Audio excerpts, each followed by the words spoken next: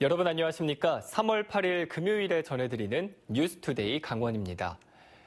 중국과 국내에서 활동하며 80억 원이 넘는 돈을 빼돌린 보이스피싱 조직이 대거 적발됐습니다. 낮은 금리로 대출을 해준다고 피해자들을 속였는데요. 백승호 기자가 취재했습니다. 경찰이 보이스피싱 조직 합숙소를 급습했습니다. 현금과 중국 여권 등을 무더기로 찾아냅니다. 이들은 국내에서 피해자 돈을 빼돌리거나 전화번호 조작 서버를 관리했습니다. 중국에서 보이스피싱 전화를 하면 국내 서버 관리팀이 중국 전화번호를 국내 휴대폰 번호로 조작했습니다. 주로 낮은 금리로 대출을 해준다고 피해자들을 속였습니다. 신용 등급 부분하고는 관계없이 저희 측에서 연이자 10% 이하대의 저금리 대환 상품으로 헬살론 상품이나 바꿔드리면 이런 상품으로 정부 지원 상품으로. 강원지방경찰청 보이스피싱 전담 수사대가 4개 조직 40여 명을 붙잡아 이 가운데 23명을 구속했습니다. 40명 중 절반인 20명이 중국 국적이었습니다. 경찰은 이들이 번호 조작 등을 위해 2,200여 명에게 휴대폰 유심칩과 통장 등을 사들였다고 밝혔습니다. 불법적으로 습득한 정보를 이용해가지고 개인정보를 알고 전화해서 그 돈을 가로채는 수법이 유행하고 있습니다. 경찰 조사 결과 4개 조직에게 386명이 피해를 당했고 피해 금액은 80억 7천여만 원에 이릅니다.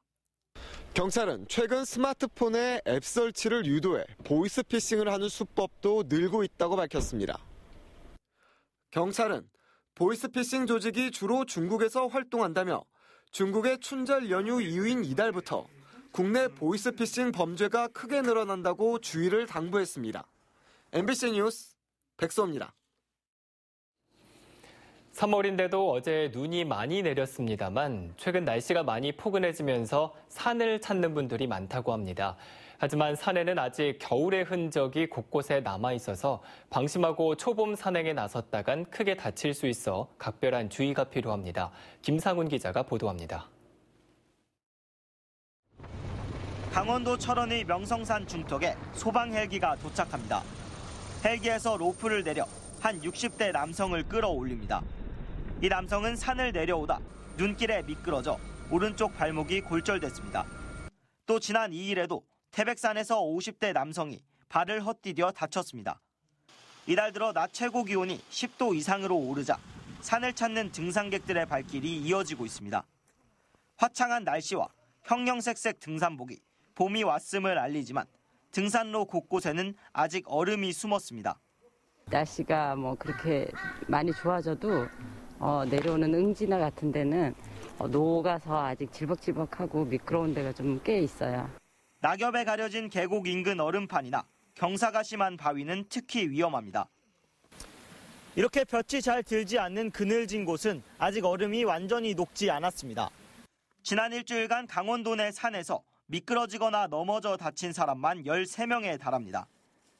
잔설이 낙엽 속에 감춰져 있기 때문에 낙엽 부분을 밟으면 미끄러져 실족 추락 사고를 당할 수 있습니다.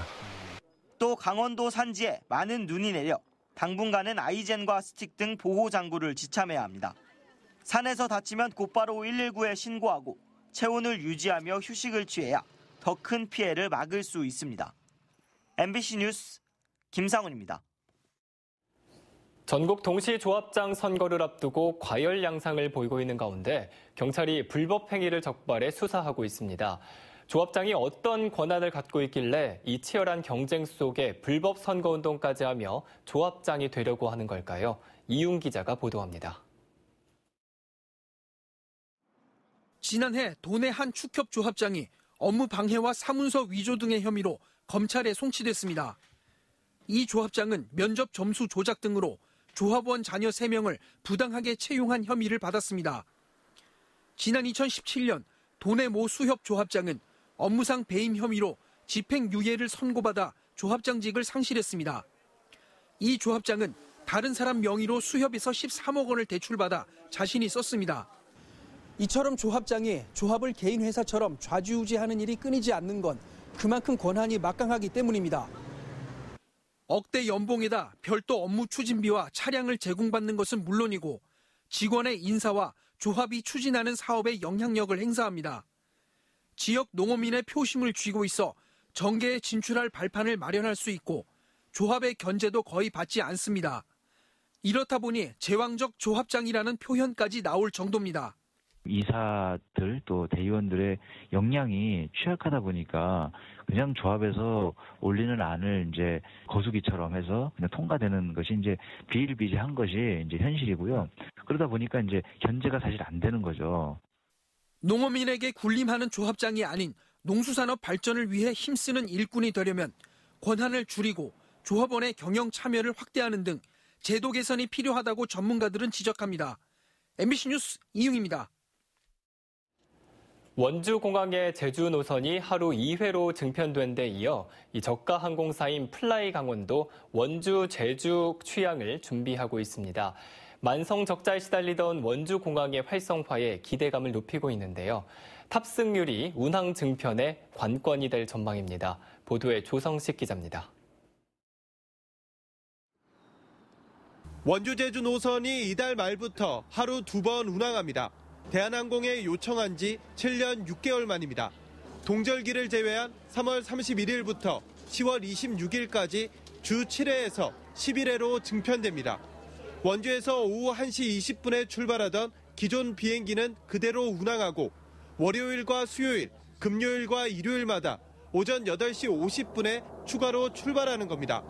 반대로 제주에서는 매일 오전 11시 25분 출발은 이전과 같고 저녁 7시 10분 비행기가 추가돼 화요일과 목요일, 토요일과 일요일에 운항하게 됩니다.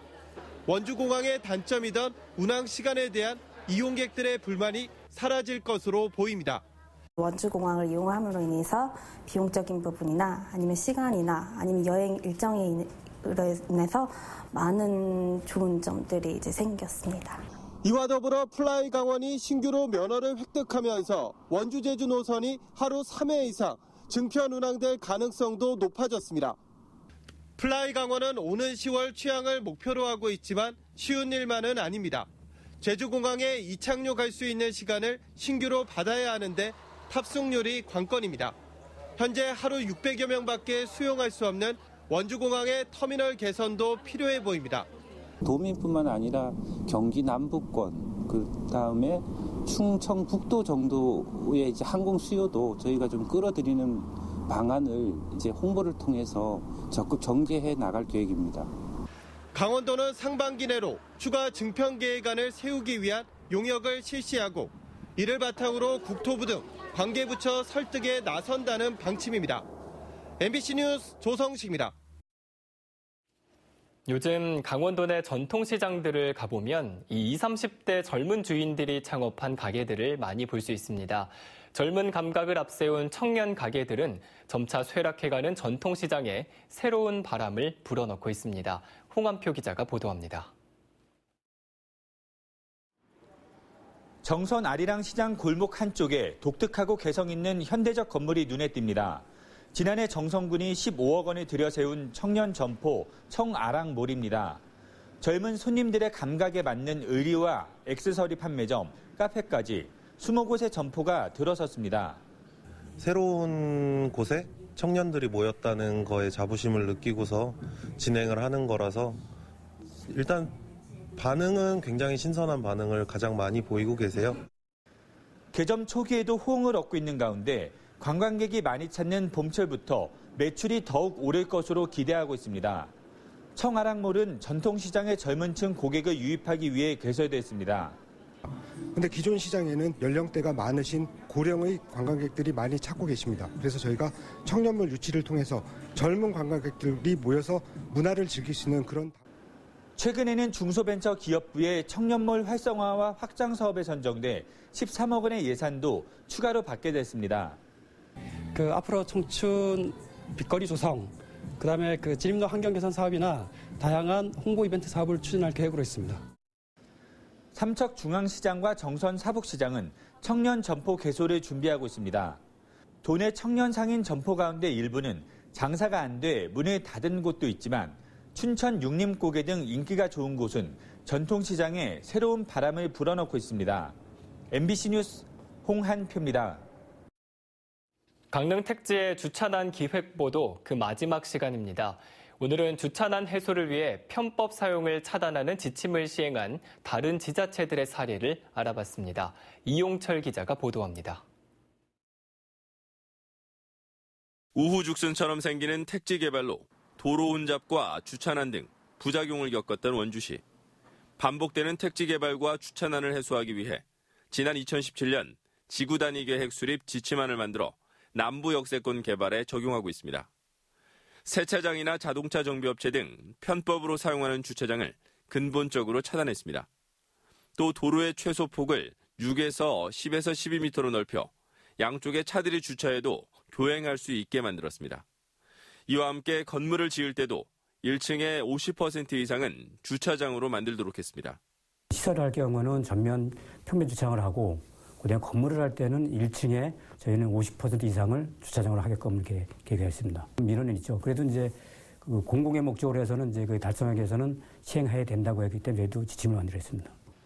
주차난 해법을 찾기 위한 강릉시의 노력을 요구하는 목소리가 나오고 있습니다.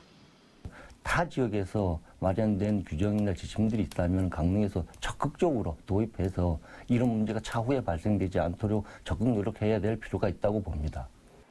전문가들은 수요 중심의 주차 정책을 세워 주차장 확보 대책이 필요하다고 지적했습니다. 또 택지뿐만 아니라 강릉시 전체의 주차난을 해소하기 위한 종합 대책 마련을 강조했습니다.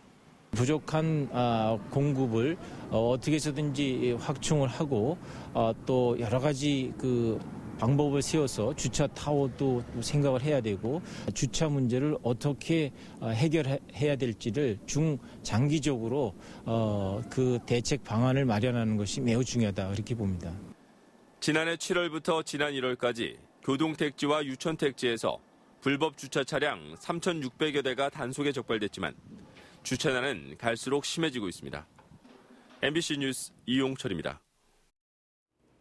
강원도개발공사가 공공개발 사업을 확대 강화합니다. 강원도개발공사는 조직 개편과 인력 운용의 효율화를 통해 자체 사업을 확대하겠다고 밝혔습니다. 신규 사업 발굴과 도시재생 사업을 위해 상반기에 사업개발팀과 주택사업팀, 공공사업팀 등 새로운 조직들을 만들기로 했습니다. 또 재무 건전성 증진과 친환경 기업 육성, 사회공헌 노력 등으로 15개 전국 광역지자체 지방공기업 중 중위권 이상의 경영평가를 받겠다는 목표도 세웠습니다. 지역 갈등을 겪고 있는 제2경춘국도 노선에 대해 원주국토관리청이 금남 나들목에서 남이섬, 자라섬 사이를 관통해 엘리시안 강촌 뒤를 지나는 노선안을 국토교통부에 제출했습니다. 이에 대해 춘천시는 사업 조기 착공을 위해서는 원주국토청에서 계속 검토해오던 노선을 선택하는 것이 바람직하다며 수용 입장을 밝혔습니다. 이에 따라 기존 경춘국도와 인접한 노선을 고집했던 가평군의 주장은 받아들여지지 않았습니다. 원주국토청은 제2경춘국도의 기본 실시 설계 예산으로 올해 90억 원, 내년에는 200억 원을 요청할 계획입니다. 제2의 강릉 펜션 사고를 막기 위해 농어촌 민박의 안전관리 기준을 강화하는 내용의 제도 개선이 추진됩니다. 농림축산식품부는 농어촌 민박의 일산화탄소 경보기와 가스 누설 경보기 설치를 의무화하고 가스 안전점검을 매년 받도록 하는 내용 등이 담긴 농어촌 정비법을 올해 안에 개정해 시행하겠다고 밝혔습니다. 법률 개정이 마무리되면 9개 개선 방안 가운데 시급한 것은 올 하반기에 시행하고 유예 기간이 필요한 방안은 내년 하반기에 시행할 계획입니다. 오늘 강원도 지역은 서해상에서 동진하는 고기압의 영향으로 대체로 맑겠습니다. 오늘 낮 최고 기온은 영동 지역이 14도에서 15도, 영서 지역은 12도에서 15도, 강원 산지는 9도에서 11도 분포로 어제와 비슷하거나 조금 높겠습니다.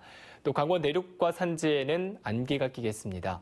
한편 동해 중부 전해상에 내려졌던 풍랑주의보는 어젯밤 11시에 모두 해제됐습니다. 그럼 자세한 오늘의 날씨와 행사를 안내해드립니다.